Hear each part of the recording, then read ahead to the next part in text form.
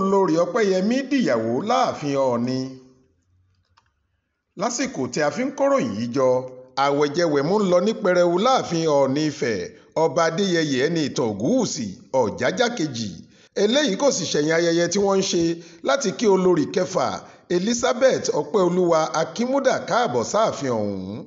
Alẹ́ ọjọ́ Friday, ìyẹn ọjọ́ 19 oṣù karùn-ún ni ayẹyẹ náà ti bẹ̀rẹ̀ nígbà tí àwọn mọ̀lẹ́bí kábíyèsí àti méjì lára àwọn olórí Mariam àti olórí Adémilúyì fi torin tìlù kí Ọpẹ́olúwa káàbọ̀ sáàfin. Lẹ́yìn náà ni wọ́n ṣe gbogbo ètùtù tó yẹ láti fi gba ìyàwó olórí aládé gbogbo náà sínú ààfin fún olórí tuntun ọ̀hún.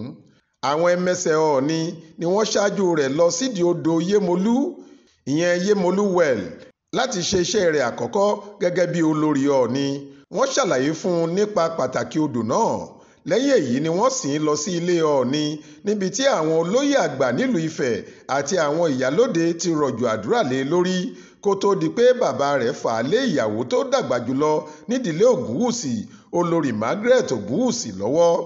Nígbà tí wọ́n ṣe gbogbo eléyìí tán ni ìyàwó ọ̀ṣìngín lọ jókòó lẹ́gbẹ̀ẹ́ ọkọ rẹ̀ tí wọ́n sì ń bá àwọn ètùtù tó kù lọ títí di aago 10 alẹ́ tí wọ́n mú un lọ sínú ilé tí yóò máa gbé.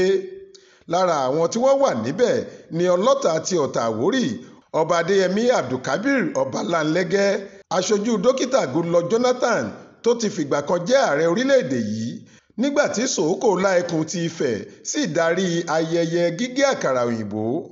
Ọmọọbabìnrin ilẹ̀ Àwórì ni olórí Elizabeth Akínmúdà, agboolé Ajíbọ́dẹ ní Ọ̀tà nípínlẹ̀ Ògùn sì ní pẹ̀lú. Ó wà lára àwọn olórí 6 tí Ọọ̀ni Ògúnwùsì fẹ́ lọ́dún 2022. Wọ́n kàn ṣẹ̀ṣẹ̀ sọ ọ̀rọ̀ ọ̀hún di tòótọ́ lọ́sẹ̀ yìí ni. Florence Babasola ló ṣàkójọ ìròyìn yìí fún iléeṣẹ́ tẹlifíṣàn Aláròye online. Faith Adébọ́lá ló kà á sétí ìgbọ́ yín.